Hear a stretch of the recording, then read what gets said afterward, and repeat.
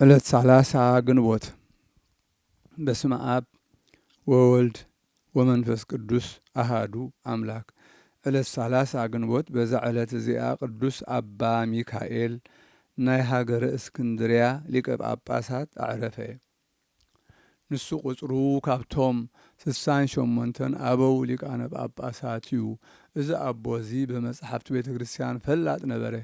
ንጽሕት ነፍሱ በአምላኻዊ መንገዲ መንኩስና ክትጋደል ፈተወት። ካብ ንእስነቱ ናይ እግዚአብሔር ዓቀይታይ ክኸውን ደለየ። ናብ ገዳም አስቄጥስ ከይዱ ኣብኡ ብዙሕ ዓመታት ተቐመጠ። ማዕረገ ክህነት ተሾመ። ሰንጋር ናብ ዝተባህለ ናይ ምድሪ ግብፂ ቦታ ወፂኡ ኣብ ውሽጢ በዓቲ ካብ 40 ዓመት ንላዕሊ ነብሱ ኣሲሩ ዓብዪ ተጋድሎ ተጋደለ። ዜንኡ ሕያውነቱ ጽድቁ ፍልጠቱ ኣብ ኩሉ ተሰምዐ እሞ ኤጲስቆጶሳት ተሳማሚዖም ኣብ ሃገረ እስክንድርያ ሊቀ ጳጳሳት ሾምዎ። ጽቡቕ መገዲ ከዓ ከደ። ናይዚ ሓላፊ ዓለም ጥሪት ኩሉ ንዓቆ። ሓንቲ ሳንቲም ወይ ሓንቲ ቅርሺ እኳ ኣየጥረየን። ካብቲ ዝግብኦ ሕጋዊ ግብሪ ዘምጽኡሉ ንመግቡ ቁርብ ተጠቒሙ ዝተረፈ ኩሉ ንድኻታትን ንመሳኺንን ንሽጉራትን ይህቦም ነበረ። ንኣብያተ ክርስቲያናት ንዋየ ቅዱሳት መጻሕፍቲ ኣኻኸበ። ነቶም ህዝቢ ኩሉ ግዜ ቅዱሳት መጻሕፍቲ የንብበሎም ነበረ። ሓንሳብ ብቓሉ ሓንሳብ ብቅዱሳት መጻሕፍቲ እናገበረ ይግስጾም ይምዕዶም ነበረ። ጽቡቕ ዝኾነ ጒያኡ ምስ ወድአ ጐይታና ካብ ድኻም እዚ ዓለም ከዕርፎ ናይ መንግሥተ ሰማያት ኣኽሊል ሕይወት ከውርሶ ደለየ። ኣብ ልዕሊኡ ሓደ መዓልትን ሓደ ለይትን ሕማም ኣምጽአ። ኣብዚ ግዜ እዚ ፈጺሙ ኣይተዛረበን። ኣብ ግዜ ዕረፍቱ ኮነ ኣብ ግዜ ዕረፍቱ ከዓ ምስጋና ናቱ ንዝኾነ እግዚኣብሔር ኣመስገኖ። ገጹ ብትእምርተ መስቀል ዓተበ እሞ ነብሱ ናብ ኢድ እግዚኣብሔር ኣማዕቆበ። ኩሉ መዋዕሊ ሕይወቱ 9 ዓመትን 8 ኣዋርሕን ገበረ። እግዚኣብሔር ብጸሎቱ ይምሓረና ንዘለዓለም ዓለም አሜን። ሰላም ለሚካኤል እግዚአብሔር ዘንእዶ ሶባ አስመሮ ፈድፋደ እንዘይጸመዶ በመጽሐፍ ወቃል ልበ ምእመናን ሚኢዶ አዕረፈ ዮም ቅድመ እለው ቆሙ አውዶ በአርአያ መስቀል ቅዱስ እንዘይሰፍህ እዶ። ሰላም ለሚካኤል እግዚአብሔር ዝነአዶ አጸቢቑ ምስ ሕጐሶ ብትግሃት ብተጸምዶ ብመጽሓፍን ብቓልን ልቢ ምእመናን ሚኢዶ ሎሚ አዕረፈ ኣብ ቅድመቶም ዝቆሙ ኣብ ዙርያኡ ኣብ ቅድመቶም ዝቆሙ አውዶ ብትምህርተ መስቀል ቅዱስ እናማዕተበ ኢዱ እናማዕተበ እዶ። በዛ ዕለት እዚኣ ሐዋርያ ቅዱስ ቆሮስ ካብ 72 ኣርድእቲ ሓደ አዕረፈ።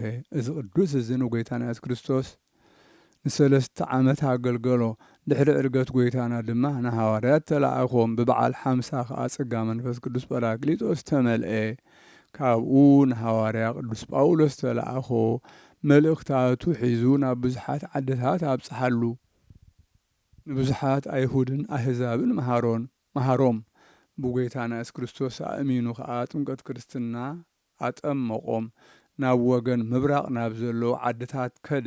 ኣብቲ ናይ ኣይሁድ ምኩራባት ማለት ቤተ ጸሎት ከዓ ብዙሕ ሽግር በጽሖ። ካብኡ ኣዕረፈ። በረኸቱ ምሳና ትኹን ንዘለዓለም ዓለም አሜን። ሰላም ለቆሮስ ለወልደ ማርያም ዘተልእኮ መጠነ 3 ዓመታት በኢወስኮ ወእምድኅረዝ አርገ ካዕበ ሃበ ጳውሎስ ተወሲኮ እምነ ስቃይ ዘረከቦ ወእምንዳቤ ዘሆኮ አመ ፍጻሜ ወር አዕረፈ በሰናይ አምልኮ። ሰላም ለቆሮስ ንወዲ ማርያም ዝተላእኮ 3 ዓመት ዝኣክል ከይተወሰኾ ብድሕርዚ ደጊሙ ወፀ ናብ ጳውሎስ ተወሰኾ። ካብ ስቃይ ዝረኸቦ ካብ ሽግር ዝሃወኾ ኣብ መወዳእታ ዝወርሒ አዕረፈ ብጽቡቕ ኣምልኾ። በዛ ዕለት እዚኣ ኣርዋ ተጋዳሊት ኣሸናፊት ፍትወት ብጽቡቕ ግብራ ንእግዚአብሔር ዘስመረቶ አዕረፈት። እግዚአብሔር ብጸሎታ ይምሓረና ንዘለዓለም ዓለም አሜን። ሰላም ለአርዋ እንበለት ትግበር ጌጋዬ በስመ ሐሰት ተቀቲላ እንተ ተንሥአት ጥዑየ ምስሌሃ ለሰኪብ አመ ብእሲሃ ሃሌ እግዚአብሔር መሰጣ ሀበት ረክብ ናህየ ከመ በጸሎት ትብዬ ተመጠው ነፍስየ።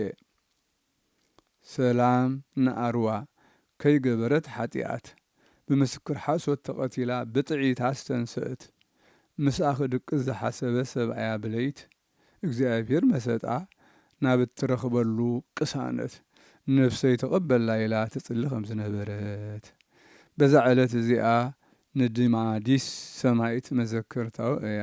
በረኸቱ ምሳናትኹን ዘለዓለም ዓለም አሜን። ናይ ወርሒ ግንቦት ንባባት ተፈጸመ። ንእግዚአብሔር ምስጋና ይኹን፣ ኣብ ልዕሌና ከዓ ሳህልን ምሕረትን ይኹን ንዘለዓለም ዓለም አሜን። ዘአቅረብኩ ማህሌተ አዘኪርየ አእላፈ እምእለ ተጸምዱከ ዘልፈ ለለአነብብ ተወከፍ ዘንዴቴ መጽሐፈ እንተረሰይከ እግዚኦ ጸሪቀ መበለት ውኩፈ እምእለ አብኡ ብኡላን ዘተርፈ። ዘቕረብክዎ ማህሌት ኣዘኻኺረ አእላፍ ካብቶም ኣዘውቲሮም ዘገልግሉኻ ኩሉ ግዜ ብዘይ ምዕራፍ እንዳኸንብብ ተቐበል ናይ ድኽነተይ መጽሓፍ ዝገበርካ ጐይታ ናይታ መበለት መባእ ውኩፍ ካብ ዘእተውዎ ሃብታማት ናይ ሃብቶም ተረፍ። ነቢያት ቅዱሳን ወሐዋርያት ሰባክያን ሰማዕት ወጻድቃን ደናግል ዓዲ ወመነኮሳት ሄራን ባሩኮ ባሩኩ ጉባኤ ዛቲ መካን እስከ አረጋዊ ልሂቅ እምንኡስ ሕፃን። ቅዱሳን ነቢያት ሐዋርያቱን ሰባኽያን ሰማዕታት ምጻድቃን ደናግል ከዓ መነኮሳቱን ሄራን ባርኾት ባርኹ ማሕበር እዛ ቅድስት ቤተ ክርስቲያን ካብ ዝዓበየ ሽማግለ ክሳብ ዝነኣሰ ሕፃን። ለዘጸሓፎ በክርታስ ወለዘአጽሓፎ እንዘይደርስ ለዘአንበቦ ወለዘተርጎሞ በልሳን ሐዲስ ወለዘሰምዐ ቃሎ በእዝነ መንፈስ በጸሎተ እሙ ማርያም አራቂተ ኩሉ እምባይስ ህቡረ ይምሃረነ ኢየሱስ ክርስቶስ። ንዝጸሓፎ ብመጽሓፍ ንዘጸሓፎውን ብምድራስ ንዘንበቦ ንዝተርጎሞ ብልሳን ሐዲስ ንቃሉን ዝሰምዐ በእዝነ መንፈስ ብጸሎት አድዩ ማርያም አራቂት ካብ ኩሉ ምባኣስ ኣሕቢሩ ይምሓረና ኢየሱስ ክርስቶስ። ክሳብዚ ኢሎም ይምሓረነ ዝብሉ ኣቦታት ኣለዉ። ኣብ ገሊኡ ድማ ሰላም ለክሙ ኢሎም ዝቕጽሉ ኣለዉ።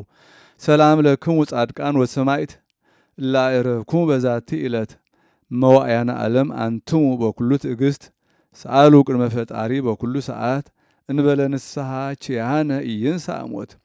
ሰላም ንዓኹም ጻድቃን ምስ ሰማዕታት ዘዕረፍኩም በዛሎም ዕለት ንዓለም ዘሰነፍኩም ኢኹም ንስኻትኩም ብኩሉ ትዕግስት ኣብ ቅድሚ ፈጣሪ ለምኑ ብኩሉ ሰዓት ብዘይካ ንስሓ ንኣና ከይወስደና ሞት። ሰላም ለክሙ ጻድቃነ ዛቲ ዕለት ኩልክሙ እድ ወአንስት በበአስማቲክሙ ቅዱሳነ ሰማይ ወምድር ማኅበረ ሥላሴ አንትሙ ዝክሩነ በጸሎትክሙ በእንተ ማርያም እሙ ከመ ትዕቀቡነ ተማሂፀነ ለክርስቶስ በደሙ። ሰላም ንዓኹም ናይዛ ዕለት እዚኣ ጻድቃን ኩልኹም ሰብኡትን ኣንስትን በበአስማትኩም ቅዱሳን ሰማይን ምድርን ማሕበር ሥላሴ ንስኹም ምእንቲ ማርያም ኣዲኡ ዘክሩና ብጸሎትኩም ንኽትሕልውና ተማሕጺና ኣሎና ብናይ ክርስቶስ ደም